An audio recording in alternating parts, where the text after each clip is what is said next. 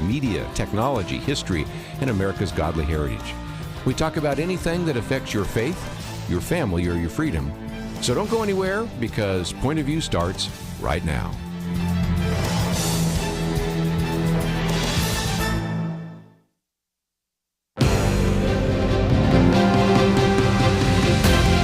Across America, live, this is Point of View.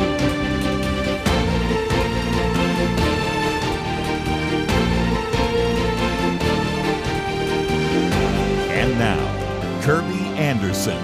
This hour, we're going to be talking about pornography, compulsive sexual behavior, and betrayal. Just wanted to give you an alert in case some of you that may be using this particular program for homeschooling, that you might just recognize there'll be a parental advisory, because we do believe this is an important issue and one the church needs to address. Which leads to the first question, and that is, if this is a very significant issue, why don't we hear it very often from the pulpits of our churches? If you've ever been, as I have, and many other men have been, to, say, a Promise Keepers event, or even sometimes a men's retreat, they will talk about that, but it's almost silence from the pulpits of America. And part of it, as I think we'll discover, is due to the fact that many pastors are struggling with that issue as well. So I think you're going to find that this is a very helpful resource that we want to put in your hands.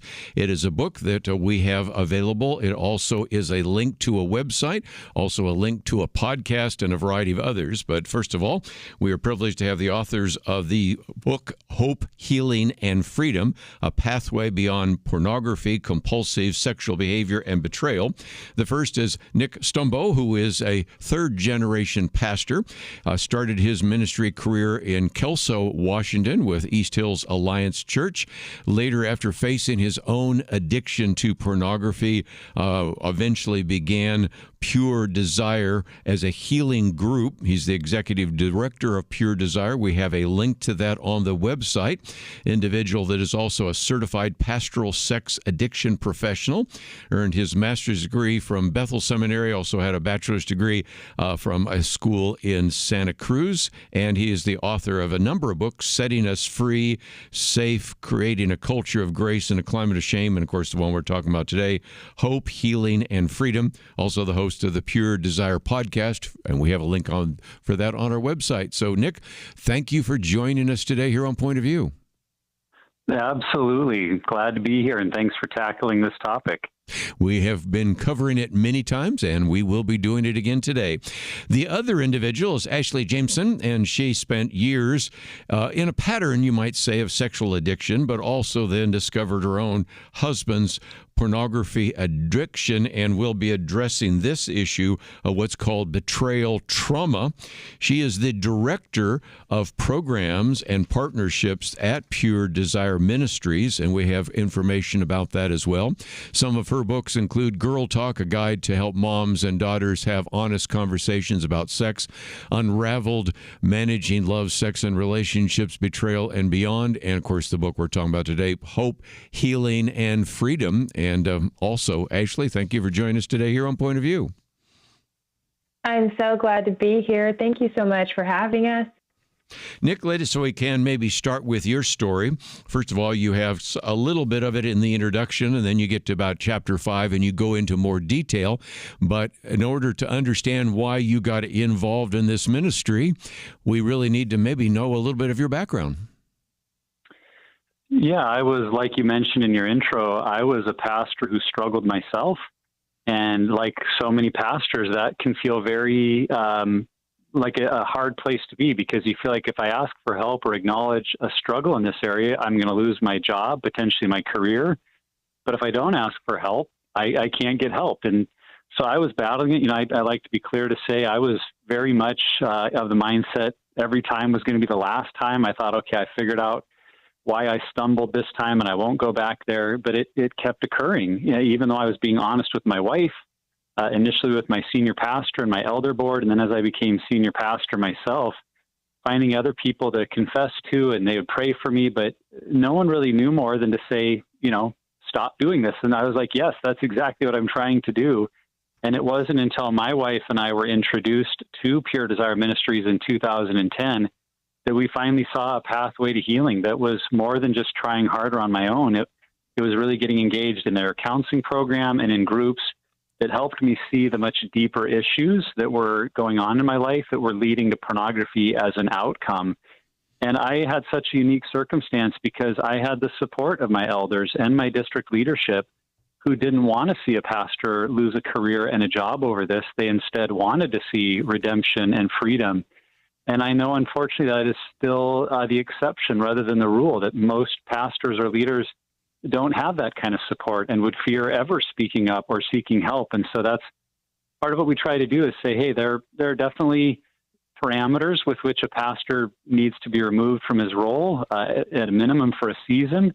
But within this realm of our struggle with lust and fantasy and pornography, it is so common that I believe we need to provide pathways for pastors to address it. And assuming just because you're a pastor doesn't mean you stopped being human and that all those issues, immediately went away. And so in my own story, I saw the incredible power of healing, both at a personal level, and then with our elders' support, my wife and I were able to share our story with our congregation.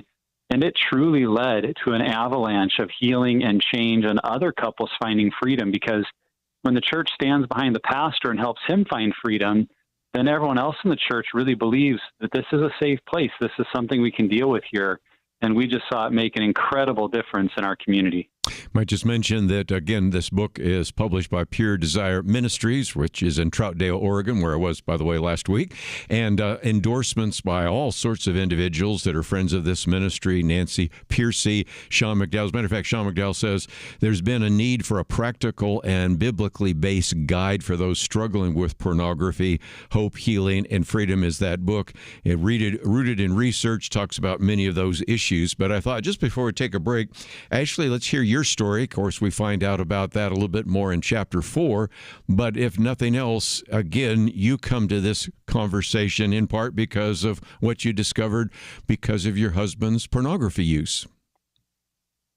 Yeah, 2013 was discovery for me, and realizing that my husband, my Christian husband, was struggling with a secret, hidden pornography addiction, and had been the entire 4 years of our marriage. And so at that time, it put language to what I was sensing. He also had a past with prostitutes that I didn't find out about until we were married. And so this was like a double whammy of, who did I marry? I just hadn't heard of Christian men struggling in this way at all. And so I went to my pastors, my elders. I read my entire Bible. I did everything I was told to do in the church, and we were still struggling. I was still in so much pain, and my pain was coming out sideways as anger toward my kids. And I just prayed that God would bring me people and resources. And within a few months, my husband landed in a Pure Desire group. And that spurred me on to see what they had for women. Of course, there's this whole timeline in this. And I went to my pastor and said, we need something for the wives. I'm a mess. And he said, we have nobody. And I was praying that a wife would step up, and would you be willing to do it? And so I jumped in and started leading groups in 2013. And then through that, I recognized myself in the addict material and thought, why am I relating to some of this material that's for the struggler? And so that just propelled me in a journey of looking at some of my history and seeing how really I just swapped behaviors, and now I was kind of living out some Christian acceptable behaviors. We're going to take a break, and we're going to get into this in much more detail. And if you would like to know more, we have a lot of material today on the website at pointofview.net. Stay tuned. We'll be right back.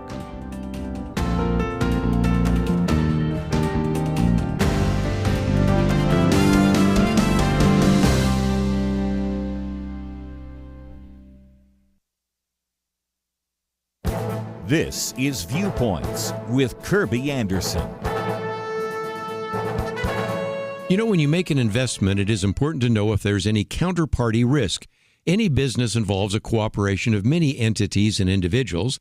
How likely is it that one of them may default on their financial obligations? Here's a scary question. What if the counterparty is your bank or the government? It may be less likely here in the United States, but is becoming a reality ever since the 2013 banking crisis in Cyprus created the concept of a bail-in. A recent article in Fortune described that as a form of financial relief for banks that are in danger of collapsing or going bankrupt. The relief comes from canceling some or all of the bank's debt by reducing the value of bank shares, bonds, and uninsured deposits. In case you're wondering, this has been made possible in Europe under a new framework and in the U.S. under the 2010 Dodd-Frank Wall Street Reform and Consumer Protection Act. But even if the bank isn't failing, the government still has the power to freeze a bank account or any other financial account. The best example comes from Canada. Last February, the Canadian government began freezing the accounts and canceling credit cards of anyone involved in the trucker protest. One commentator explained what it takes to freeze an asset. Stocks, press a button. Bonds, press a button. Mutual funds, press a button. Cash in the bank, press a button. Of course, that's just a short list. Decades ago, someone said that you only think you own your house until you don't pay your taxes. We could add that you only think you own your stocks, bonds, or cash until the government says you don't. Citizens in other countries are learning this. Let's hope we never see this here in the U.S. I'm Kerby Anderson, and that's my point of view. For a free booklet on a biblical view on big data, go to viewpoints.info/data. That's viewpoints.info/data.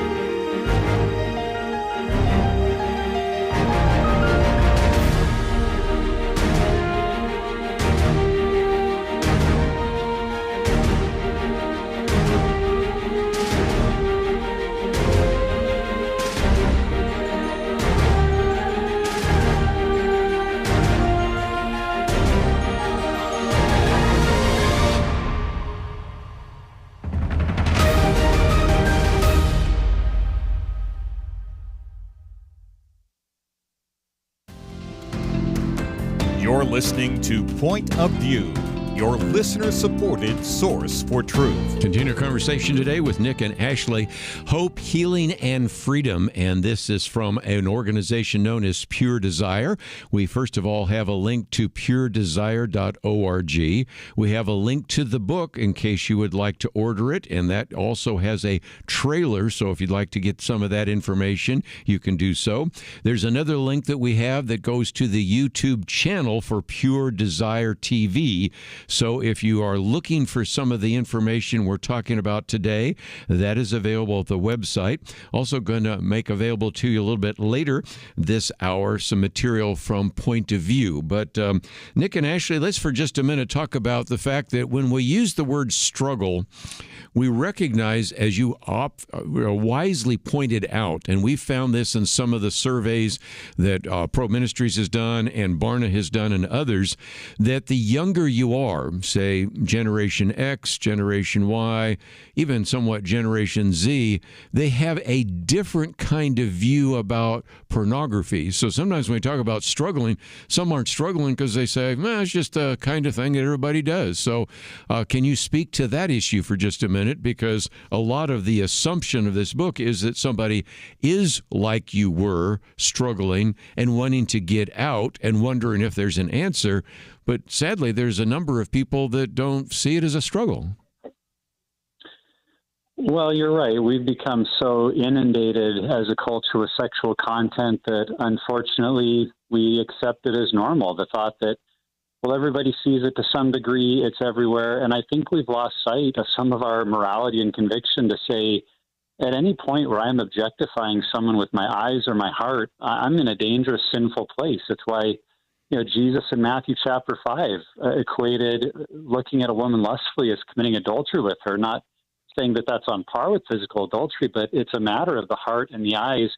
And I think we're in a time where we've grown numb to that. And we've maybe created some standards to say like, well, hey, as long as you're not crossing certain lines, is it really that big of a deal? In fact, we did a report with the Barna Group that found that only 21% of people who view pornography wish they didn't view it at all.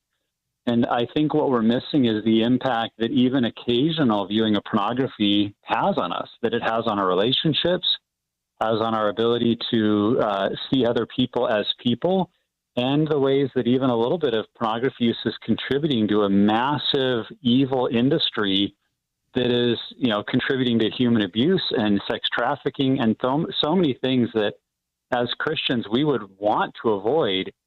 We may not realize that even in a small degree, we're being a part of that when we view pornography. So that is a part of what we want to do is bring people back to this conviction that you can live without it and your life will be better and more joy-filled if you do. And I can't help but wonder if some people accept it in their life because they don't think you can really be free. It just seems like everybody struggles, so what's the point? And that message is just not true. We can be free. Ashley, let me come to you for just a minute, because one section that you have here is about betrayal felt by partners who struggle is real. And going all the way back to the 1980s, I remember when, before I was the host of this program, but occasionally I was a guest in this program, we talked about the Attorney General Commission report on pornography. And you had even back then this idea that it was a victimless crime. It's not. But let's talk about the victims that are those who are betrayed, because in one piece here you talk about, in a question and answer with the Barna Group, they said that their research showed that 76% of those betrayed partners showed clinical symptoms of post-traumatic stress. So it's a bigger issue than I think some people might understand.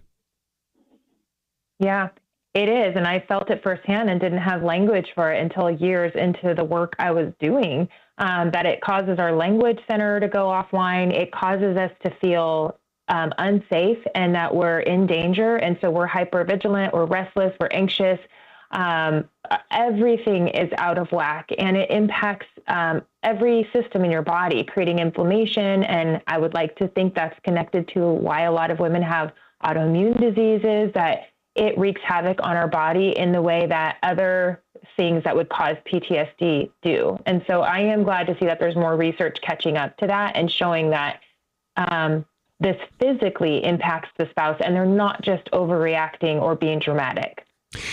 Nick, let me come to you for just a minute. I don't want to turn this too much into a biology class, but ever since we had Dr. Joe McElhaney on years and years ago talking about what we now know about the brain, and you have a whole chapter here on we are sexual beings, once you understand kind of this idea of pornography and compulsive sexual behavior, a lot of that comes back to brain, hormones, brains, and things of that nature, and maybe helps us understand why many people say, I have other habits I've been able to break like that, and I have really had difficulty breaking any habit that involves sex, whether it's viewing pornography, whether it's acting out, whatever it might be. And some of that comes back to we now know a lot more about the human brain, don't we? Yes, and it is so fascinating what we learn, because it reveals both the goodness of God and the brilliance of his creation, and also the seductive evil of our enemy, who uses the good things of God against us and twists them for evil purposes. One example of that is at the moment of climax, the human brain, both the male and female brain in different ways, releases strong bonding chemicals that, as you can see in God's creation, is meant to bond us to our mate and create this glue in our relationship that actually over time can be strengthened even if the physical activity is decreasing in frequency or intensity. Which, again, that's brilliant, that God really designed our brains for monogamy. But when we're climaxing with something like pornography or even an image in our mind, our brain at that level doesn't know the difference between a real human being and something we're fantasizing about, and it attempts to release those same chemicals to bond to whatever we're looking at. So now it's not even just the pleasure of maybe how someone looks or that image in our mind. It's also this bonding chemical that feels like we want more of that. And then every time that we are disengaging from that, image that we climax to and thinking or looking at something else, it's creating confusion in the brain. And so now those brain chemicals are attempting to bond to all kinds of different thoughts or images or people which impacts our ability to be bonded to our spouse. And even if we're single, this impact is starting to be felt, that confusion in the brain can have a long-term impact. Add to that the level of brain dopamine that is released at climax is on par with the amount of dopamine that the human brain experiences when using cocaine. Yes. Now, the function of cocaine in the brain is obviously different, and we've declared that an illegal drug. But in terms of the pleasure center in the brain and how it lights up, sexual activity is as strong a hit as cocaine. And I don't think any of us would turn to the cocaine addict and say, well, just stop doing it. We might encourage them to stop doing it, but then we would also encourage them to pursue, a recovery program, to be in group, to have accountability and support. Like, we know that's going to be a difficult road.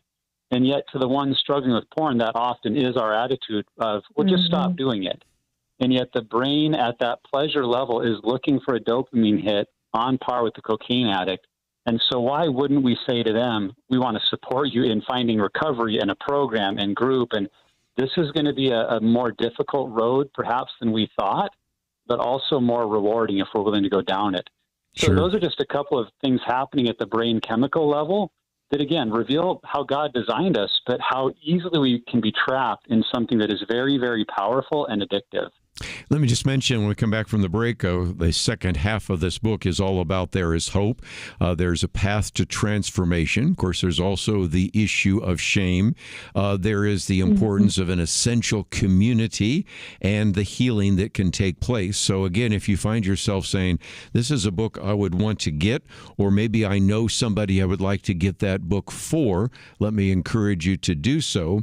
One of the other things I wanted to make available to you is, as you well know, we make available every month booklets that address certain issues. And a while back, actually 5 years ago, Warren Kelly, president of Point of View, wrote this booklet I'm holding up right now called Pornography, A Biblical View on Pornography.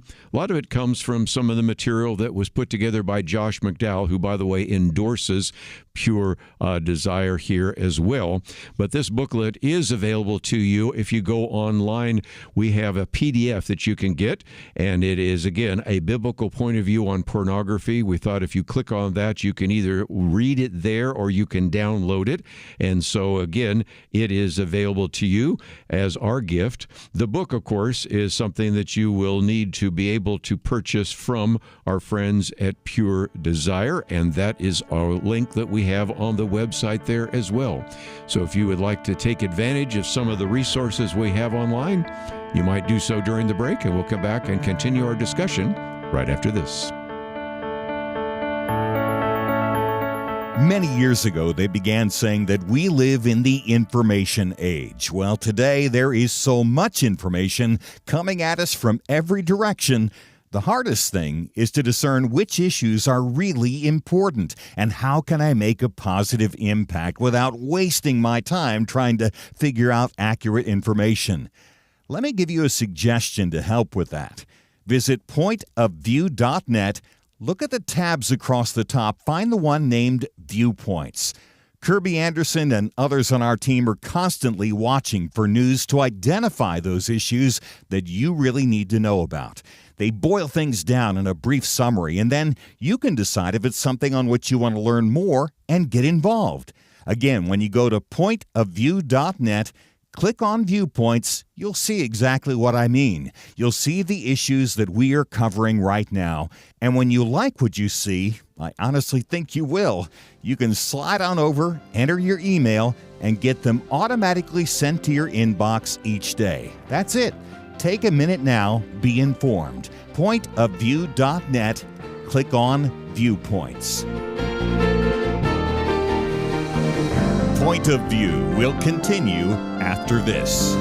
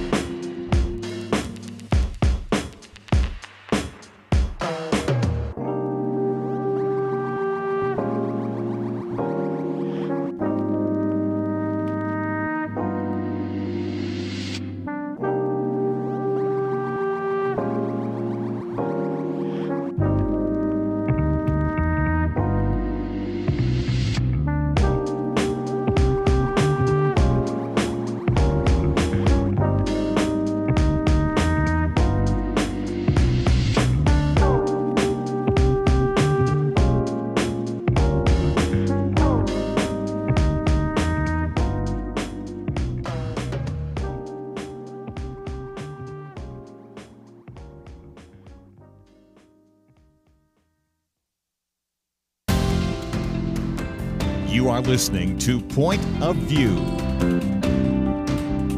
The opinions expressed on Point of View do not necessarily reflect the views of the management or staff of this station.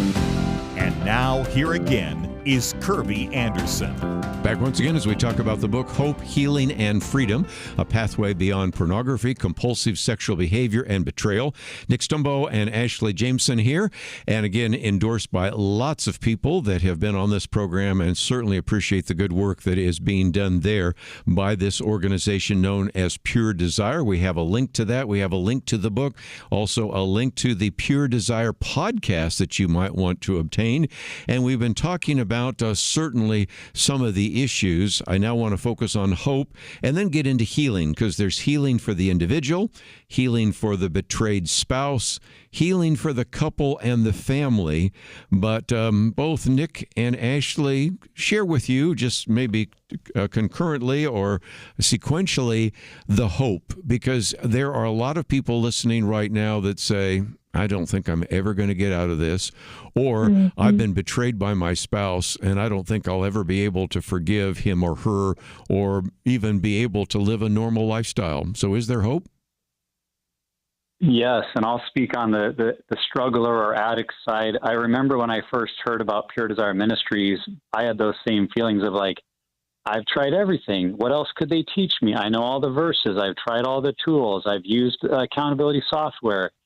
But it wasn't until I got into a Pure Desire group and I began to understand that there was a deep process here that I had never gone or attempted before of understanding some of the core messages that I believe from my past and the ways those led me to try to find a pseudo solution or a false solution in things like performance or success or workaholism. And when that didn't pan out, pornography became a substitute behavior. And I was really blind to the deeper pattern and how predictable it was. I was simply trying to stop a behavior because I thought the behavior was the problem. What Pure Desire showed me is that that behavior is actually an outcome of a much deeper system taking place in my life. And it wasn't until I did a Pure Desire group that I could finally begin to see that why question, to see the engine that was driving this behavior and stop not only the behavior itself, but really changed the way I did life. And so that would be my encouragement. We work with a lot of people that come with that same attitude of saying, I've tried everything, but they realize they've tried almost everything alone or just with a counselor. And counselors are wonderful, but often you're still feeling alone because the only person who knows is a paid professional. But there is a group process and a change process that most have not tried. And that's what we're here to offer through our Pure Desire groups, and was life-changing for me. Ashley, it seems to me that what you were sharing before is even as you were leading a group, you were learning some things about yourself. Yeah, but the thing is that when you're in that early trauma, and this is what I want to say to people listening on either side of the coin, it's really hard as a betrayed spouse to say, how does my spouse, husband or wife, their hidden sexual behavior, affairs, prostitute, whatever it may be, make it to where I am the one now that needs to go find a group. And that can really be confusing. And what I want to say is that you know, at one time we were told, oh, you're codependent. You must be contributing some kind of toxic dance to this relationship.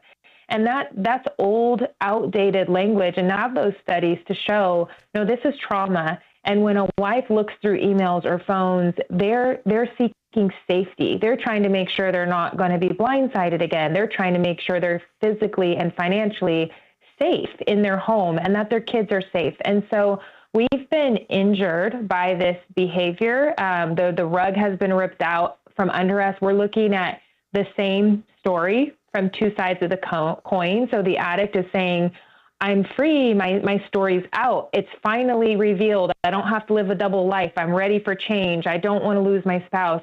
Where the betrayed spouse is saying, oh my gosh, our whole entire marriage is a lie. What is even true? I don't even know this person. Am I even safe? Will we be able to make it?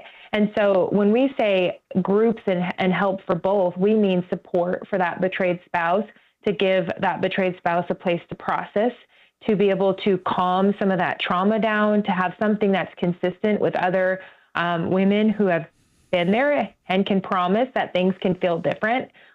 Whether your spouse leans into the healing process or not, you don't have to stay stuck there. But we are all for reconciling the marriage and helping couples get through this if they're both willing to participate in that healing process. Nick, let me have you maybe talk about the shame cycle, because even as Ashley was talking about, she was talking about secrecy. We've already mentioned isolation, separation. There's a shame cycle, and then there's an intimacy cycle. I found that those two diagrams were very helpful, and I think would be very helpful to our listeners. Well, I'm glad to hear that. I think most of us get caught in a shame cycle without even realizing it's happening. And it often is a byproduct of sin in our lives. And, we have to remember every single one of us is a sinner and is dealing with sin. But when we don't deal with that sin and confess it to others in a healing way, that sin often becomes shame, where we feel like there's something about me that if you knew it, if you knew the full truth of what I've done, where I've been, the behavior I've engaged in, you would reject me. And so that shame message that says you're not good enough, you'll be rejected, puts us into some isolation where we now feel a degree of separation between us and even people that we're around. So some of the most isolated people sit in church every weekend with deep secrets and shame that they fear if it was known they would be, rejected or asked to leave. And so they continue to go through the motions but stay stuck in that isolated place. And, the more that we're isolated from other people at a deep level, the more separation we feel. We might withdraw more. We don't go to places where we might be fully seen for who we are. And when we live in that kind of a place, it's actually more likely that we'll continue to choose sin, because sin is so often a byproduct of our selfishness and of being kind of trapped in our own thinking. And that cycle just continues to happen. The more sin that is there, the greater shame we feel, and that shame just keeps us isolated. But that's where we find that a group process is so transformational, because when we're able to face the full reality before other people, not only of what we've done, but also embracing the whole story of what's been done to us, of how we've been hurt and wounded and how that's impacted our way of seeing ourselves in the world, then we begin to find community.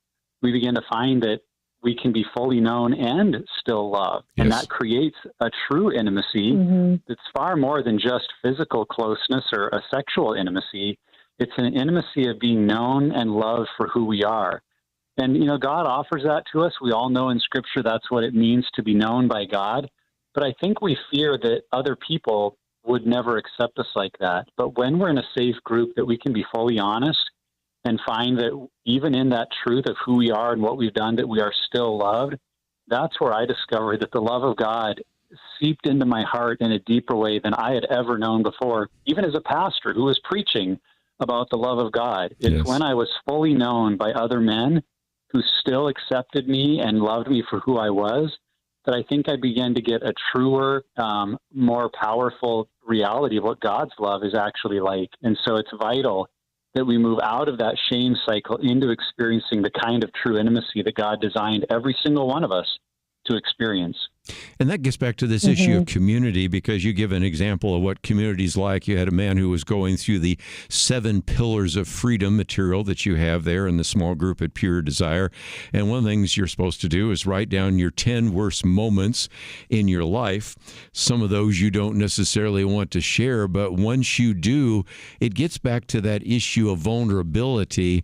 And oftentimes when people say, "What should I do?" I say, pronoun problem. What can we do? Whether it's trying to make a positive impact in society, or in this case, deal with some aspect of your life as well. And just before we take another break, I thought, Ashley, I'd come back to you for just a minute, because the assumption always is that pornography is a man's issue, but we have material to show, and the Barna research has shown that actually women are struggling with pornography at an increasing rate. So even if you're thinking right now, well, I'm a woman who has been betrayed, and I want to bring other women into a group, maybe who have also been betrayed, you're going to find out that some of them are actually the ones that have been users themselves. And so that is, I think, important. And I bring that up just because as we're going to a break, it's something I ran into years ago, because I teach a second-year class to students at a Bible college, and oftentimes we be talking about pornography because our topic really is homosexuality, but it doesn't matter whether you're dealing with heterosexual compulsive sexual behavior or homosexual compulsive behavior. And I would oftentimes use the pronoun he, and one of the young women came up and said, well, I just think you've just got to start changing that because I'm dealing with that right now. And so just something I thought I would mention. But when we come back, we're going to talk about a little bit more of not only hope, but healing. And is there healing, first of all, for the individual, healing for the betrayed spouse, and even healing for the couple and the family? And again, this is a 200-page book. Obviously, we can't cover everything. If you find yourself wanting to get the book, that's available. If you would like to contact, and I would encourage you to do so, Pure Desire, and maybe want to join a group, it's all available at our website, pointofview.net. We'll be right back.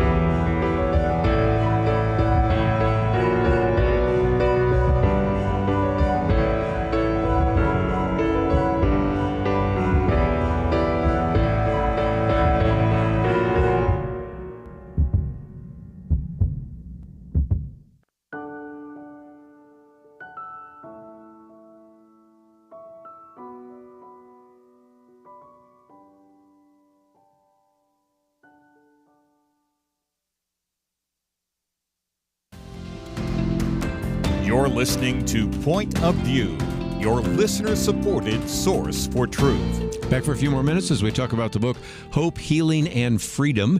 And we also encourage you to go to the website, puredesire.org.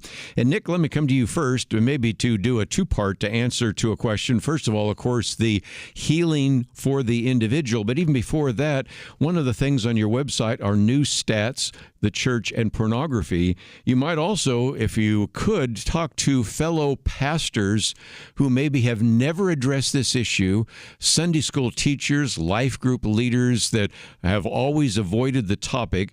You have enough facts and figures and material and solutions that it would be something that they could really dare to present from the pulpit, to dare present in a Sunday school class, and I think that's something we need to do. We are not helping people by keeping silent about this. So what would be your recommendations, and how can we bring about some kind of healing for the individual? One of the things we found in the Barna report is that over 60% of pastors acknowledge that pornography use was a part of their life or part of their story. And 1 in 5 acknowledge that it was a present struggle. And what I have found is even for pastors that would say it's in the past, usually they've not had any freedom to share about it, to be real. And so I would encourage that pastor, first and foremost, you are worth getting help. And just because you're a pastor doesn't mean you're somehow worse because you struggle. You're still a human being, and we at Pure Desire, and there's other groups out there that can confidentially help you find community and counseling so that you can get freedom. Because when you get free, that's the greatest way that you can be empowered to bring this into your church. At the same time, this is a topic we need to be talking about. And Pure Desire offers tools and speaking guidelines. We have a free youth leader resource library that has 25 videos of our team training you how to talk about sex from a biblical perspective with teenagers. And so we want to do whatever we can to help this become a safe topic. What we say is we want to normalize the conversation without normalizing the behavior, because when we bring it into the light, we really can be free. And that would really be my encouragement to the individual. If you're listening and struggling, you've probably been struggling mostly alone, or maybe you have a few people that you're accountable to and you think you have community. But I would just encourage you in a real loving way to say that is not the same as community that knows your whole story, even the messy details, and not only what you've done, but like I said earlier, what's been done to you that has maybe led you into false ways of thinking that's made pornography a trap for you. And I know joining a group feels like, well, I've already done that, but this is different than anything you've tried. And I am so confident that it would be a healing pathway if you'll invest in it. That's why why we wrote the book, why we're doing these interviews, because we want to encourage people that there really is a healing pathway. Over 85% of people that have done our groups said that it made a significant difference in their journey and in their struggle. And so we just feel really confident, like I said, if you jump in, that you'll experience something different than you have before. This isn't just more of the same. It's going on a journey of real transformation. Ashley, if people go to puredesire.org, they'll see, of course, that there are recovery groups, but I think this would surprise a lot to see that there are betrayal groups. And, of course, you are the reason for that. But talk about that, because there are a number of people listening that say, pornography is not my problem, but it is a problem for somebody in my life. It could be a boyfriend, a girlfriend, it could be a husband, could be a brother, whatever it might be, a father. And there are, again, individuals, even if we can't get some of those individuals that are struggling to a place where they can get healing, we at the same time, and we would hope we could, we certainly want to address, and you have addressed, the issue of those who have been betrayed and are struggling with that in their own life. Yeah, and I'm really glad you're bringing this up. We have, stats with the Barna Group that say 40% of Christian women are struggling with pornography, and only 10% of churches have some kind of program offering, while 82% of Christians say that they have nobody to talk to about this. And so it's really important that we get this book out there. We put it in the hands of people because, like you're saying, there's usually some kind of connection and somebody we know. And so we do have a little bit of everything for anybody who comes to our site. We have a parent training course. We have the youth leader library. If it's a child struggling, we have Girl Talk, like you said, my new book for moms, to just create a culture of conversation, even if the child is not struggling yet. And I want to emphasize that our women's groups are separated. And so we have groups for betrayed spouses, betrayal and beyond, and we have groups for women who struggle with either love or sex relationship issues, right. Or they just want to, like me, want to dig into their past and process it and understand it and make healthy choices going forward. We also have a group for college-age women and young men. So again, you have groups counseling, events. You have, of course, the select a group, join a group, start your healing. So again, all of that is at puredesire.org. Just before I go, let me mention some of the other things. Nick, for example, do have a link to the Pure Desire podcast. Now, people could simply go to YouTube and find it, but you've made it very easy to, for example, you've got some there on shame to sexual wholeness. You've got some questions about, again, the 4 pillars of sexual love, the fact that we don't want to ignore this any longer, and talk about real-world examples of churches that are supporting. And so there are just a lot of great resources that certainly they can begin to find at your website, but we've also linked it to not only information about the book, but also your podcast, and that can be a way in which people can find healing and hope as well, can't they? Absolutely. We want to help people have conversations they're probably not getting to have anywhere else. And it's sometimes safest to begin with listening through your earbuds to a conversation that might be healing and life-giving to you. And we've done over 400 episodes on our main podcast. And so we've probably covered a topic. If someone wanted to search the different topics of what would be of interest to them and begin that conversation, that might also give them insights into what a healing approach with Pure Desire looks like, and encourage them towards their next step. So we've tried to cover it all, because we just want to have those conversations that right now aren't happening enough, and then give people the tools and resources they need to move forward. Well, Nick and Ashley, I want to thank you again for being on Point of View. Thank you for working with Pure Desire, and may the Lord bless all the things that you are doing to help people eventually escape compulsive sexual behavior. So thank you for being with us today here on Point of View. Thank you so much Honored for to be having here. us. Let me just, as we're winding down today, also mention at Point of View, we want to give you, if you would like to get a copy of this booklet that was put together many years ago on a biblical view on pornography, because we talk about the fact that it is mentally harmful, and most people don't realize that it is physically harmful, that it's emotionally harmful, it's socially harmful, and of course, obviously, spiritually harmful. And again, sometimes this booklet is helpful to hand to an individual who maybe isn't really struggling or thinking, well, there's nothing I can do about it. It, of course, in the back has additional resources. And, of course, there are all sorts of ones from Josh McDowell, Pure Hope, Covenant Eyes, and all the rest. And, of course, you could add to that the one we've been talking about today, Pure Desire. And so if you'd like to get the booklet, you could, of course, ask for it to be mailed to you. But I think most of you would just be glad to simply go to the website, pointofview.net. Click on the button that says See More, scroll down past Ashley and Nick, and you'll see a thing where it says A Biblical Point of View on Pornography by Warren Kelly. Click on the Read More, and you can read it right there, or you can download it if you would want to do so, and you would then have those materials, which we would love to put in your hands. And, of course, whereas they will charge for the book, this is free of charge from Point of View. So, again, book will cost you something. The booklet is one of those things we make available, as we always do here at Point of View, so that we can encourage you and empower you to make a difference. Let's take a break. We have a lot more to cover right after this. The Bible tells us not to worry, and yet there is a lot of worrying stuff in our world today. Thankfully, the Bible doesn't stop at telling us not to worry. God gives us a next step. He says we need to pray. But sometimes even knowing what to pray can be difficult, and that is why Point of View has relaunched our Pray for America movement, a series of weekly emails to guide you in prayer for our nation. Each week, you'll receive a brief update about a current issue affecting Americans, along with a written prayer that you can easily share with others. We'll also include a short free resource for you in each email so you can learn more about the issue at hand. Will you commit to pray for America? Go to pointofview.net. Click on the Pray for America banner at the top of the page to subscribe.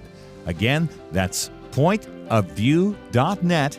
Click on the Pray for America banner. Let's pray together for God to make a difference in America.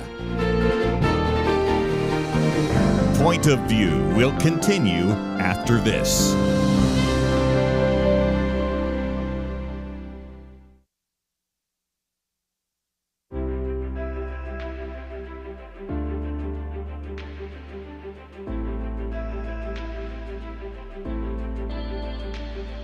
I really appreciate your program. I don't get to listen to it every day because I have to work, but it's really a blessing to me and to all of us. Everything you do each day to inform Christian families and our community about the things we can do, and just the way you're so informative. I listen to you daily and love you guys and appreciate you so much. I do appreciate Point of View and what you folks are doing. You really are doing a great job to educate and to help Christian folks do a better job to honor Christ in all that we do. I just appreciate all you guys do. I mean, I learned so much, and it's amazing what you teach that I say to other people, and they look at me like, where did you hear that? So I appreciate you guys. So thank you for all you do. I just turned your program on, and I want to just let you know how much I appreciate just getting the truth out. Point of View Radio Talk Show.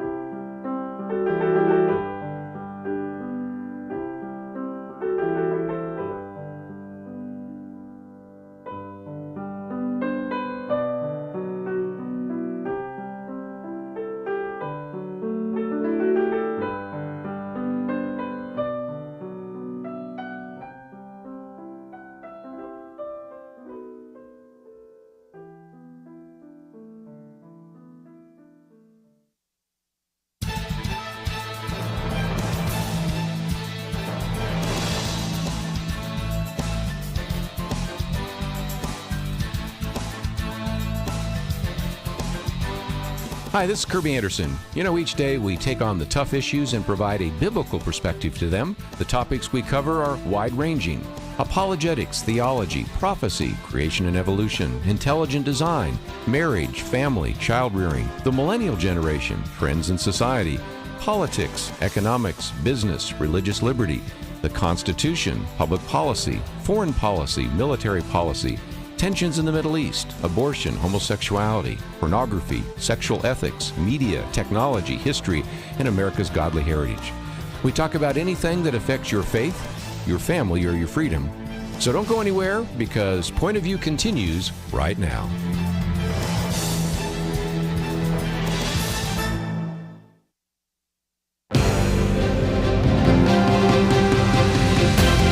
Across America, live, this is Point of View.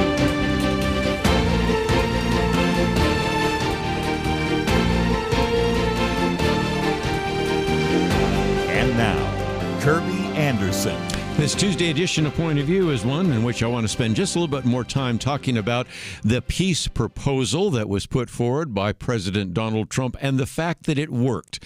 Our first article is by Victor Davis Hanson, The Pieces of Trump's Peace. It's really a 10-point analysis, and as Victor Davis Hanson is so good at doing, he reminds us of things that we knew but we sort of forgot about. I can't even count the number of times people like Merrill Matthews, certainly Kelly Shackelford, have said, you know, this is a great piece because it reminded me of all the things that happened that came to this particular point.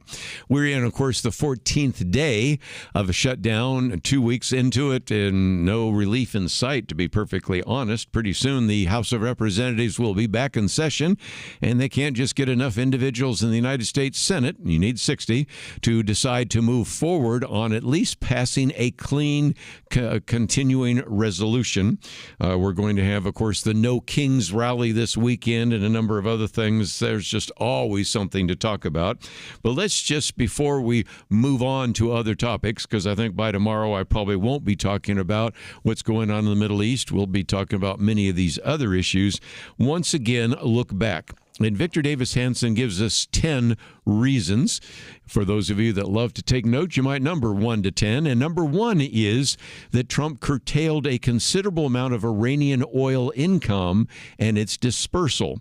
What that means is this: there was less funding that Iran would have towards building a bomb. That was a real concern, and the fact that now they weren't going to be receiving some of the revenue from selling oil, which they were receiving in the past under previous Democratic presidents, was going to be very significant.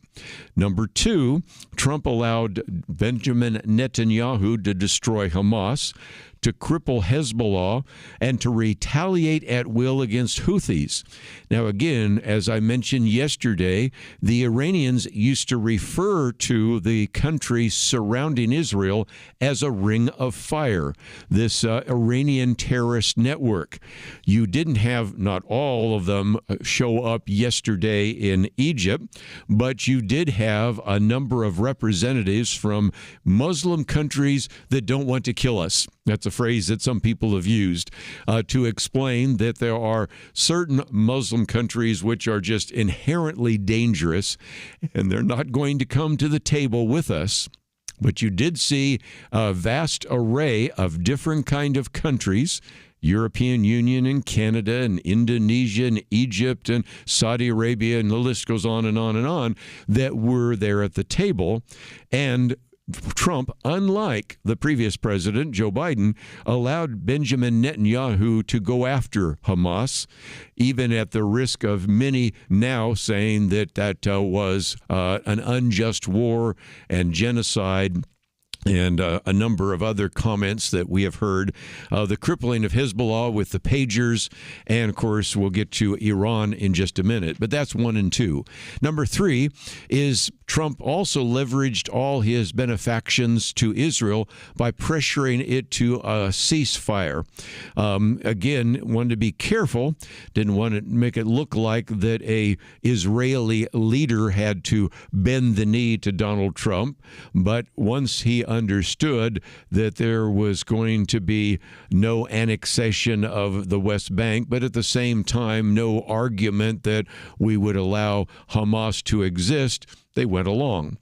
Number 4, this goes back to Trump version 1.0, and that is the Abraham Accords, because you had many of those Muslim countries surrounding Israel that actually addressed and actually signed what were called the Abraham Accords. And if you add the Abraham Accords to, as again, Victor Davis Hanson says, the much maligned tariffs. A little bit later, when we have some time, I'll talk about some of the negatives of the tariffs, but certainly one of those was either allowing for the expanding or the contracting and curtailing of access to U.S. markets. There are just some certain ways in which we still control the world, not just militarily, but economically. Number 5, he says, Trump in carrot and stick fashion promised a defensive protection pact with Qatar, which is sort of the untrustworthy wild card in the Middle East. But again, that was one that he even allowed for when there was a retaliatory attack from Iran. He allowed that to take place. I'll get to that in just a minute.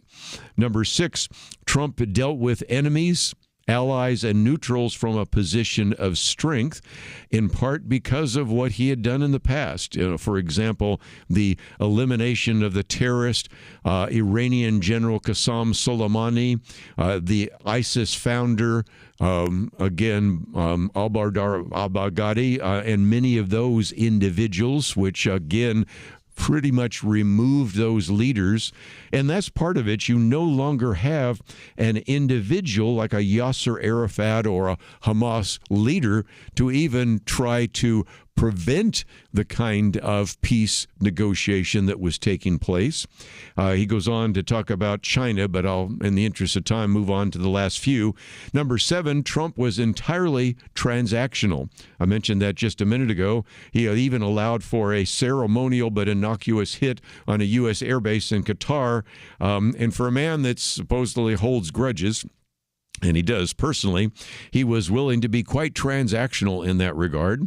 Number 8, Europe went from sandbagging Trump in 2017 to 2021 to, as he says, calling him daddy, showing up there and in some respects becoming much stronger in the presence of the European Union.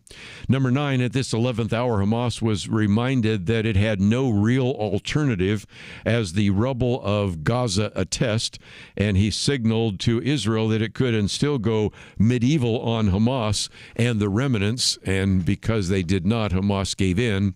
And then finally, number 10, the Middle East was not seen as a one-off U.S. peace effort, but instead actually in a series of Trump-led ceasefires.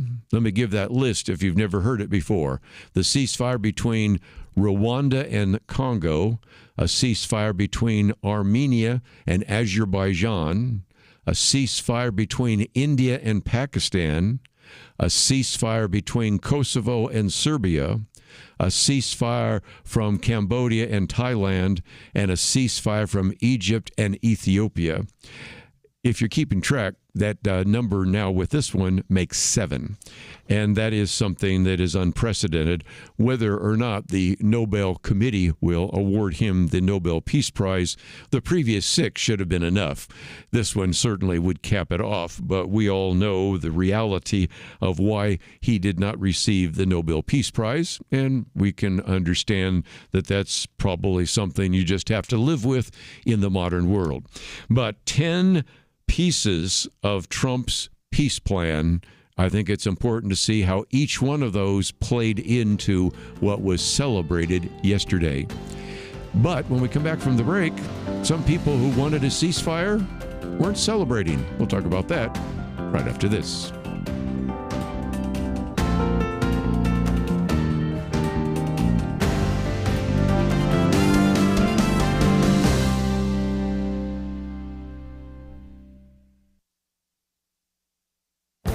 This is Viewpoints with Kerby Anderson.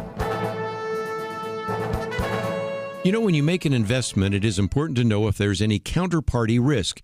Any business involves a cooperation of many entities and individuals. How likely is it that one of them may default on their financial obligations? Here's a scary question. What if the counterparty is your bank or the government?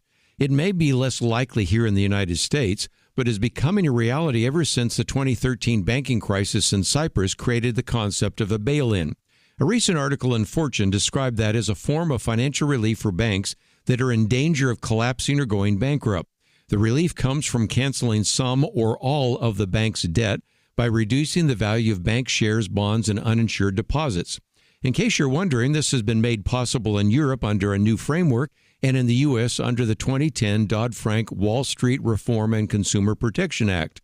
But even if the bank isn't failing, the government still has the power to freeze a bank account or any other financial account. The best example comes from Canada. Last February, the Canadian government began freezing the accounts and canceling credit cards of anyone involved in the trucker protest. One commentator explained what it takes to freeze an asset. Stocks, press a button. Bonds, press a button. Mutual funds, press a button. Cash in the bank, press a button. Of course, that's just a short list. You know, decades ago, someone said that you only think you own your house until you don't pay your taxes.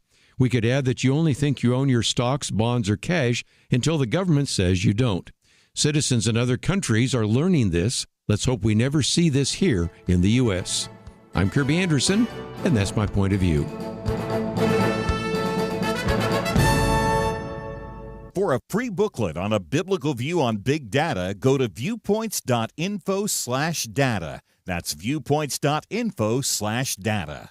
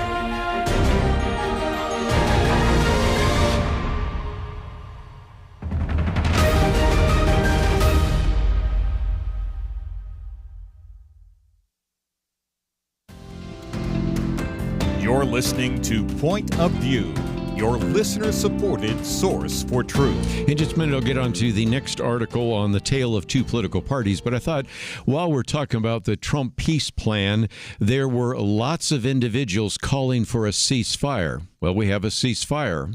All of them were quiet about that. And it was interesting that Jim Garrity pulled together a reminder of some of the ceasefire requests that came in. And all these people now are very quiet. And one of those, and I'd forgotten about this one, is remember again the Hamas attack on Israel, October 7th, 2023. 4 days later, October 11th, New York City Council member Tiffany Caban called for a ceasefire between Israel and Hamas. Well, at that point, there had been a killing of 1,195 people, including 38 children. And the IDF, the Israeli Defense Force, hadn't even begun to act. And they were already called for a ceasefire, which struck a lot of people as basically saying, well, we're just going to allow Hamas to get a free shot at Israelis and thus prevent Israelis from actually even being able to wipe out the individuals that murdered almost 1,200 people.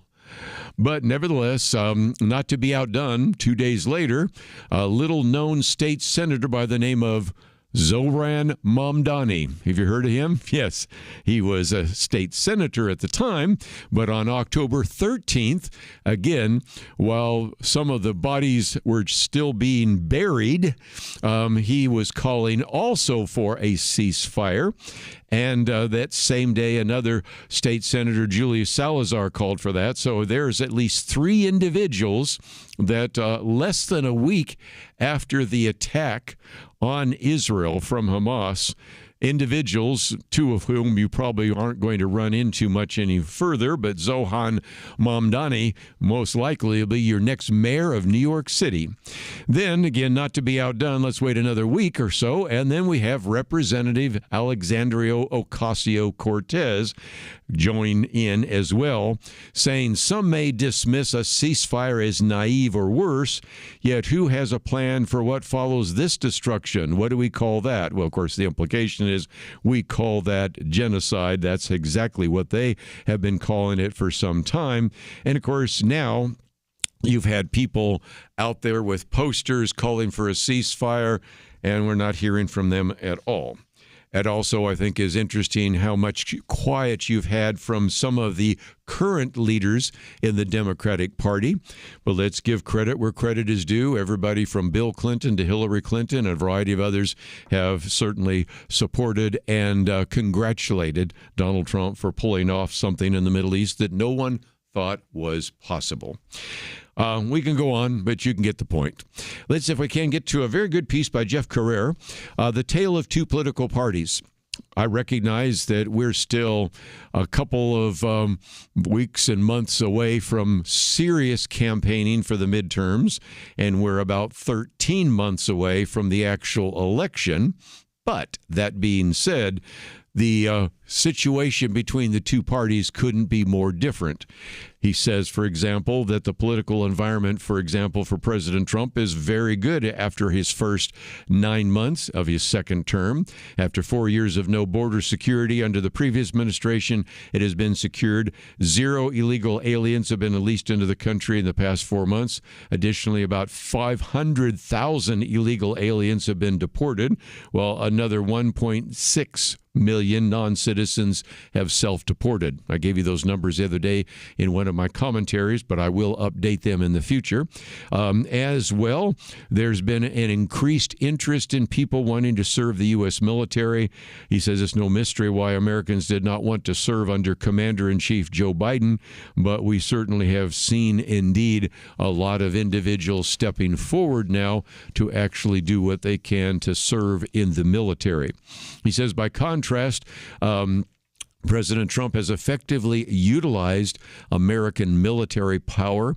He's authorized the successful airstrike on the Iranian nuclear facilities, which severely degraded their dangerous military program and made the Middle East a safer region. You can go through a lot more that we've already mentioned in the piece by Victor Davis Hanson, but it brings us back to the fact that, as he says, the motto, peace through strength, is not just a slogan, it works. He goes on and talks about how the Norwegian Nobel Committee refused to give the Nobel Prize to Donald Trump, but we'll skip that, but simply talk about many of the other differences and the tale of two political parties. For example, with his Republican colleagues in Congress, President Trump achieved the passage of the One Big Beautiful Bill that gave Americans the biggest tax cut in history by instituting tariffs on countries treating America unfairly. The president has leveled the playing field for trade and will bring in approximately $350 billion annually in revenue. We'll see if that continues, and we'll have a lot more to say about tariffs as we go through the week here. He says many economists claim that tariffs would generate massive inflation, but alas, he says they were mistaken. Current inflation rate is only 2.9%, which, by the way, is still high. I'm not saying that's great, but it is much lower than the 9.1% inflation rate in 2022. Of course, you know those numbers all have to do with the Consumer Price Index, and all of them are fallacious. And you know that. You know that you are certainly seeing the cost of goods and services going up more than 3%. And we will spend a fair amount of time talking about what we can and should do about that in the future. But let's continue on with this piece by Jeff Carrere. He also says that the president has unleashed our energy industry and secured, are you ready for this, $17 trillion in new investments into our country. While Democrats claim the investment figure is exaggerated, might be, it is undoubtedly that trillions of dollars more than the Biden administration produced. Again, I recognize this is a president that does sometimes engage in hyperbole. I know that's no surprise to you. But whether it's 17 trillion or even as low as 10 trillion, it is a remarkable number. But since that's a question people are asking, we're going to have Don Buckingham in studio tomorrow talking about energy independence. And we'll get into that in some detail. So if you've always wanted to ask questions about energy production and things of that nature, she will actually be in studio, and I'm looking forward to that conversation with her. Let's go on. Another example is the Democratic opposition to the president's efforts to bring safety to urban areas across the country. The president, as you know, has authorized the National Guard to be in Los Angeles, Washington, D.C., Portland, Chicago, and Memphis, all cities led by Democratic mayors. Of course, you know that many of those mayors have opposed Trump's efforts and even filed lawsuits against him. The Democrats are also opposing the deportation of criminal illegal aliens. Some Democratic leaders have demonized agents of ICE, Immigration and Customs Enforcement, and they're also and have been opposed to peace deals, the deportation of criminal illegal aliens, and as he says, almost everything being offered by Trump and Republicans. So what do we have right now? Well, we have what some have called the Schumer shutdown, as well as they're wanting to shut down the government and have done so for 2 weeks now, demanding that health care spending be reinstituted for illegal aliens, as well as funding for things like public broadcasting and a variety of others. But even when you look at some of these midterms, you have an election in Virginia right now, and it turns out that one of the candidates, the Democratic candidate for Attorney General Jay Jones, had sent text to one individual calling for the murder of the Republican speaker there in the Commonwealth of Virginia, and you could not get the gubernatorial candidate, Abigail Spanberger, to actually say anything negative about it, but she at least did withdraw her endorsement. And so it will be seen what happens there in Virginia. You have in California the gubernatorial candidate, Katie Porter, has had kind of a well-known meltdown during an interview and stormed out of a studio and has had some difficulty with some of her staff. And so far, this really is, as Jeff Courier says, the tale of two parties. Right now, people are looking at Donald Trump, some of the successes, what's happening at the border, what's happening in the economy, what's happening in energy, a peace deal, as well as Democrats that will be parading around in frog. Have you seen those uniforms on Saturday at the No King rallies? They've been at some of the ICE rallies too, and also shutting down the government. Probably not what we say good optics. And if you'd like to read all of his piece, because I gave kind of a cursory overview of the tale of two parties, there it goes. Again, with thanks to, if nothing else, Charles Dickens' Tale of Two Cities, Tale of Two Parties. Good piece to think about. When we come back, though, we will talk just a little bit about the Schumer shutdown and then some other very important issues in the news that probably we would have been talking about if we didn't have a peace deal in the Middle East. All that coming up right after this.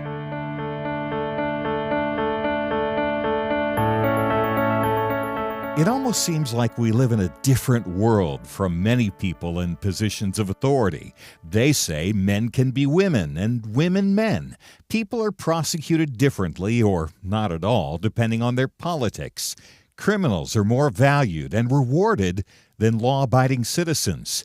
It's so overwhelming, so demoralizing. You feel like giving up. But we can't. We shouldn't. We must not. As Winston Churchill said to Britain in the darkest days of World War II, never give in, never give in, never, never, never, never yield to force, never yield to the apparently overwhelming might of the enemy. And that's what we say to you today. This is not a time to give in, but to step up and join Point of View in providing clarity in the chaos. We can't do it alone, but together, with God's help, we will overcome the darkness. Invest in biblical clarity today at pointofview.net or call 1-800-347-5151. Pointofview.net and 800-347-5151. Point of View will continue after this.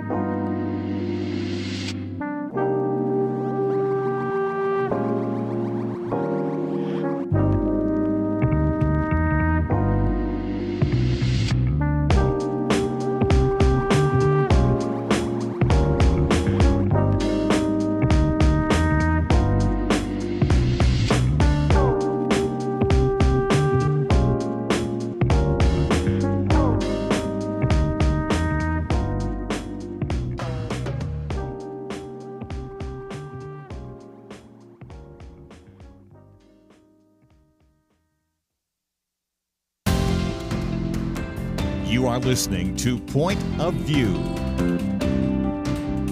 The opinions expressed on Point of View do not necessarily reflect the views of the management or staff of this station. And now, here again is Kerby Anderson. Back once again, let's see if we can, before we get to the next article, at least mention that sometimes the Trump tariffs have been a disaster. Some have referred to them as Trump's tariff tantrums. And for those of you that watch the stock market or look at cryptocurrency or something of that nature, you saw that Friday. And I thought I'd just mention it in passing. We'll probably come back and talk about it on Friday because we'll have Dr. Merrill Matthews, we'll have Jeff Mateer. They'll want to get into it in some detail. But in the afternoon on Friday, this would be October 10th, if you were looking at some of the indicators, you had one of the most significant drops ever in the cryptocurrency market, especially Bitcoin, and you had the potential for a huge drop, but it fortunately had a chance to fix itself before the markets reconvened on Tuesday, because what happens in the late afternoon doesn't affect the stock market because it's closed. And so as a result, then you only could affect those things which are like 24/7, and that's not the stock market.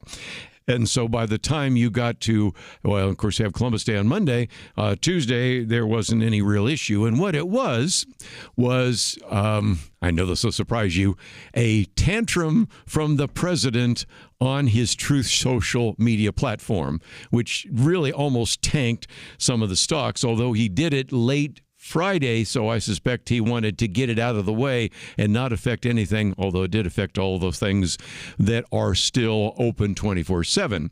And he said, it's just been learned that China has taken extraordinary aggressive position on trade and sending out extremely hostile letter dealing with large-scale export controls. A lot of those have to do on rare earths. I want to maybe tomorrow spend some time explaining what this rare earths issue is and why did we bail out Argentina, because we know we aren't maybe going to get rare earths from China. But anyway, let me continue on. And based on this fact that China has taken this unprecedented position, the President of the United States on Truth Social on Friday in the afternoon announced the United States will impose a tariff of 100% on China over and above any tariff that they are currently paying.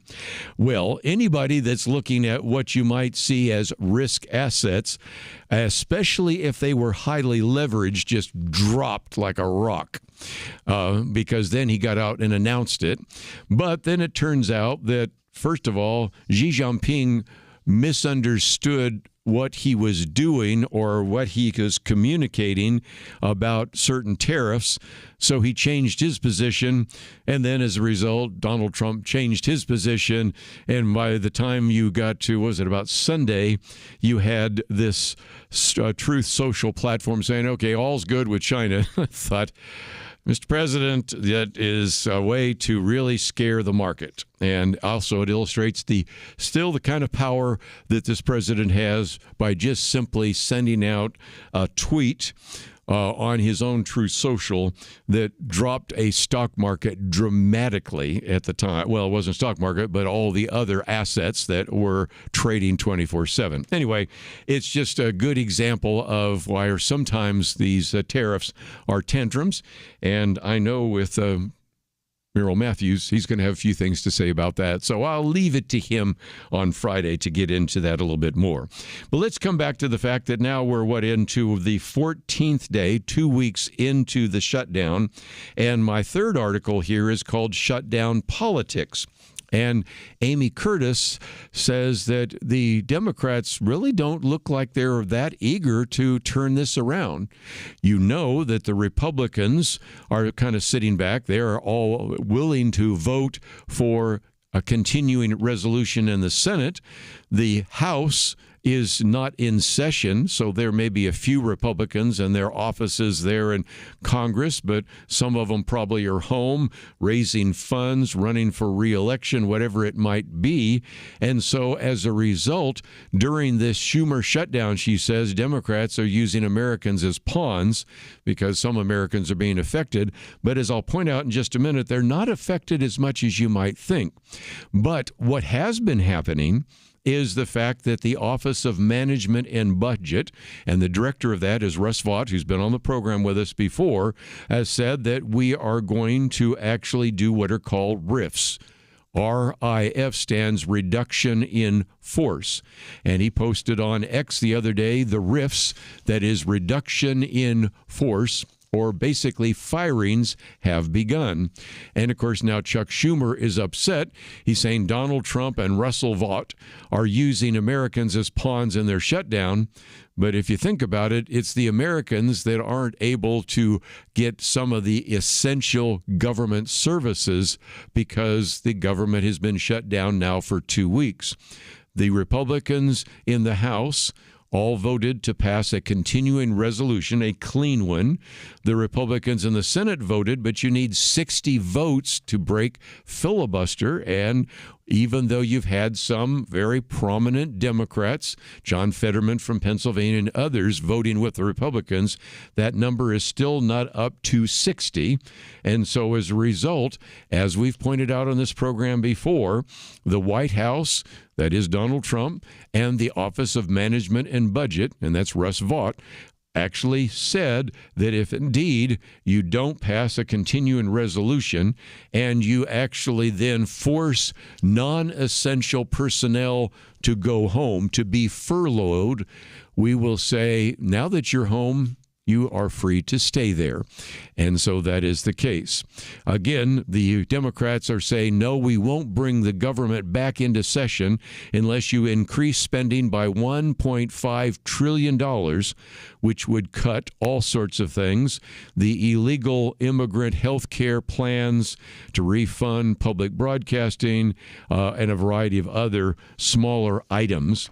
But for just a minute, let me just mention that if you go to our website today, you will see that one more day we have up the opportunity for you to contact Congress about the issue of transgenderism. But starting tomorrow, you will have a different action item. What is that action item going to be? Turns out that Representative Jody Arrington, who's been on the program with us before, a Republican from the state of Texas in the House, and Senator James Lankford, Republican from Oklahoma, has actually been in studio with us recently, introduced a bill that would keep the government running for 2 weeks after a funding lapse, but they then put some pressure on members of Congress. Even as we keep the government running for an additional 2 weeks, it would restrict members of Congress from traveling. So they couldn't leave Washington, D.C. to go to a speaking engagement, couldn't leave Washington, D.C. to go back to their home district to raise funds, and it would keep Congress in session until some appropriations were passed. It, in this particular case, if implemented, would still keep the government funding up until today at least, and it would have prevented Mike Johnson and any Republican or Democrat in the House from going home or leaving Washington, D.C. It would also have kept any member of Congress in the United States Senate from leaving as well.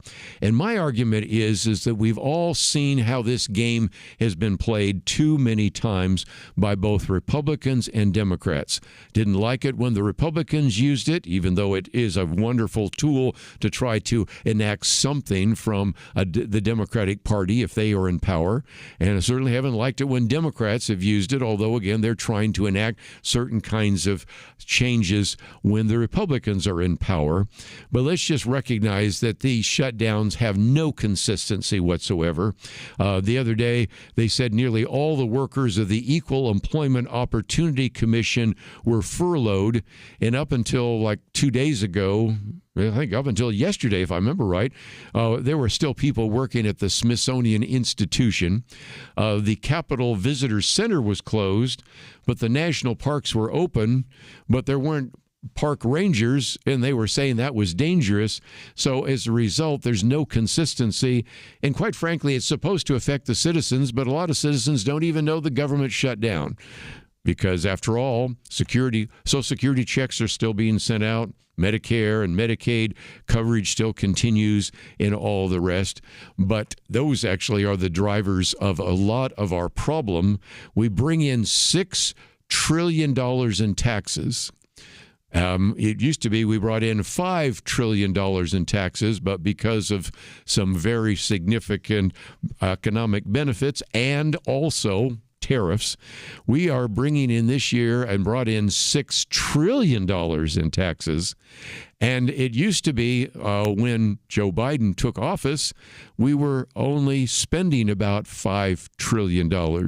But by the time he used the pandemic and all sorts of spending programs, it went up to $7, now almost $8 trillion. So we're always $2 trillion behind.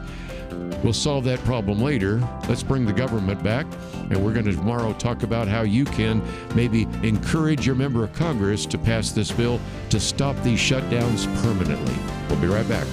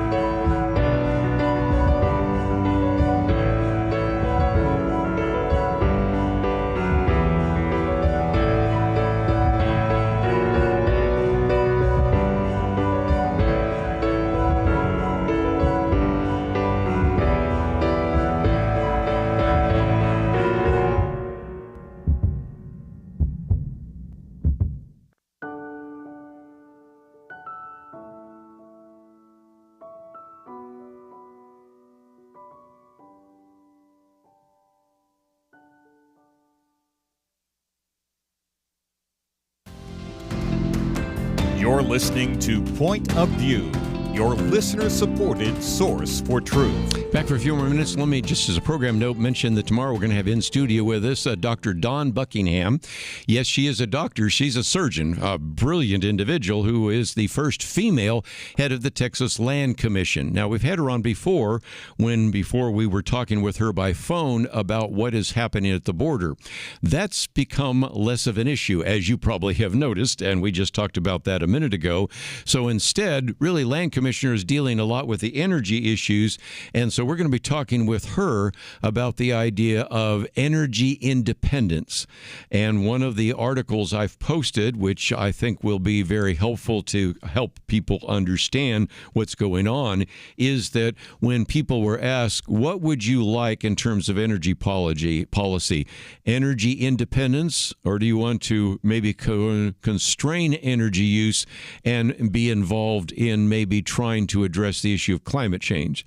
Now, I don't think it's an either or, but I also think that most Americans said, energy is going to be a big issue, and it's getting to be a bigger issue because the most expensive use of energy right now is with AI.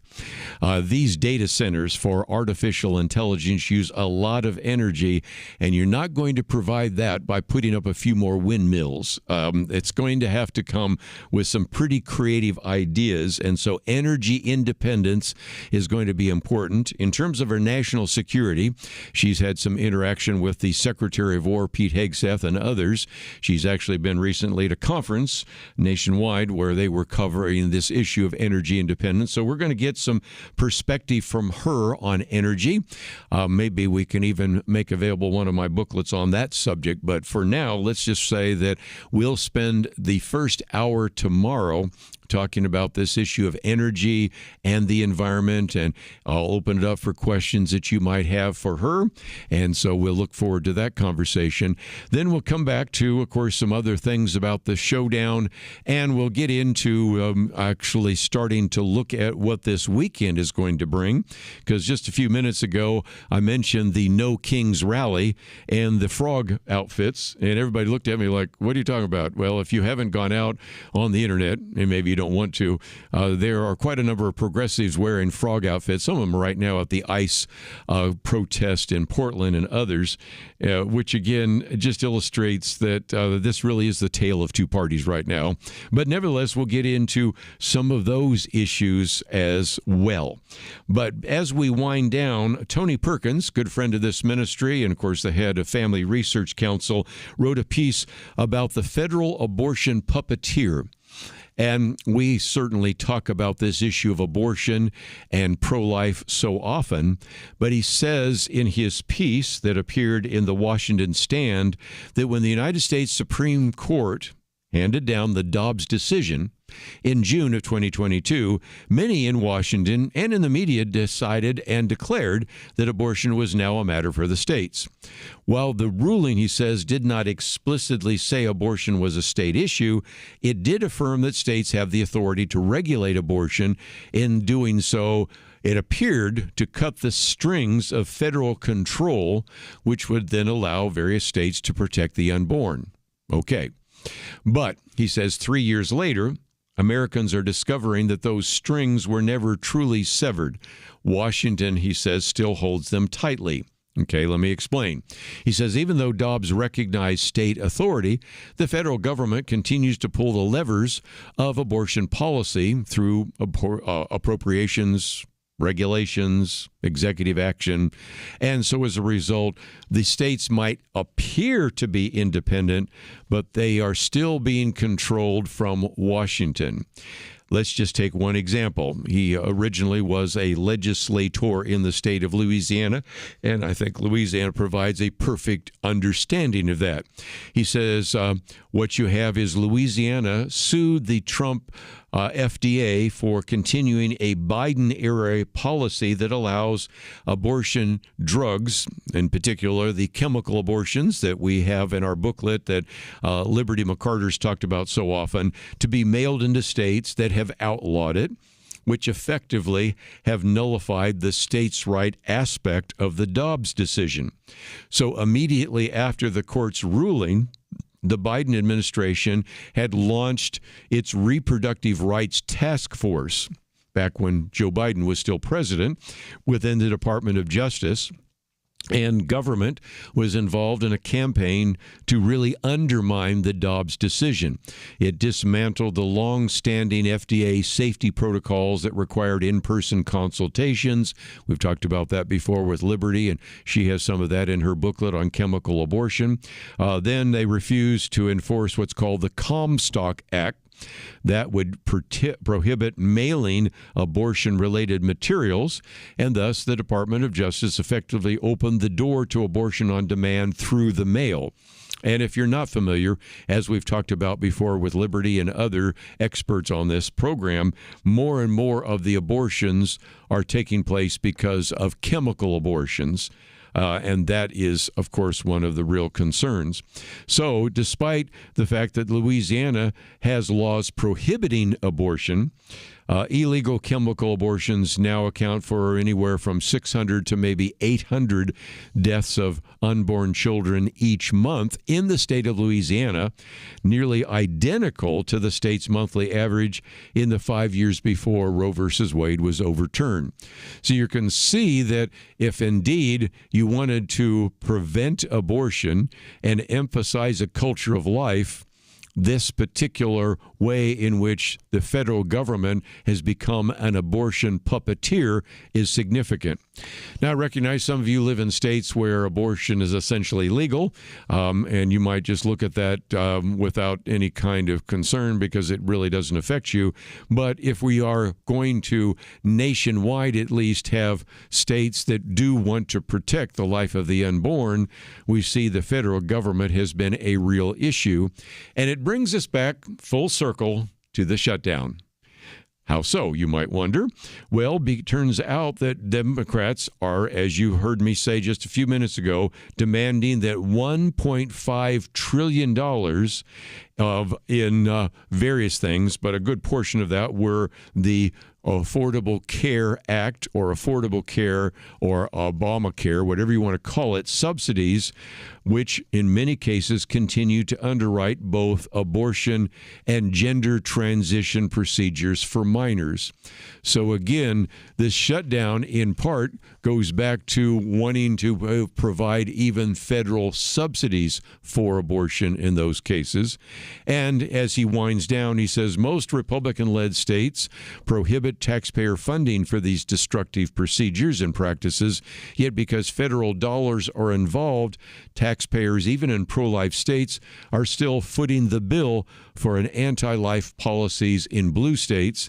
And, of course, the Dobbs decision recognized the right of states to defend life, but as long as the federal government, as long as Washington holds the strings, the states cannot fully stand for the unborn, and it's time for more states to challenge the abortion strings that have tied their hands for far too long. Very good piece by Tony Perkins. Let me recommend it to you. It is our fourth and final article that we've posted for you today, and you can find it at the website, pointofview.net. My commentary today is on counterparty risk, talking about the fact that you think you own the shares of stock and the money you have in the bank, and let's hope in America that will always be the case. But as I point out, in other countries, that has not been the case, and it's something to pay attention to and to protect against as well. Tomorrow, we're going to encourage you to take action, so I hope you'll take the time to click on that piece right there. And I might just mention, even as we go off the air, we have Charlie Kirk's video. Today, he was granted, of course, that Medal of Freedom by the President posthumously. We'll see you back here tomorrow, right here on Point of View. The Bible tells us not to worry, and yet there is a lot of worrying stuff in our world today. Thankfully, the Bible doesn't stop at telling us not to worry. God gives us a next step. He says we need to pray. But sometimes even knowing what to pray can be difficult, and that is why Point of View has relaunched our Pray for America movement, a series of weekly emails to guide you in prayer for our nation. Each week, you'll receive a brief update about a current issue affecting Americans, along with a written prayer that you can easily share with others. We'll also include a short free resource for you in each email so you can learn more about the issue at hand. Will you commit to pray for America? Go to pointofview.net. Click on the Pray for America banner at the top of the page to subscribe. Again, that's pointofview.net. Click on the Pray for America banner.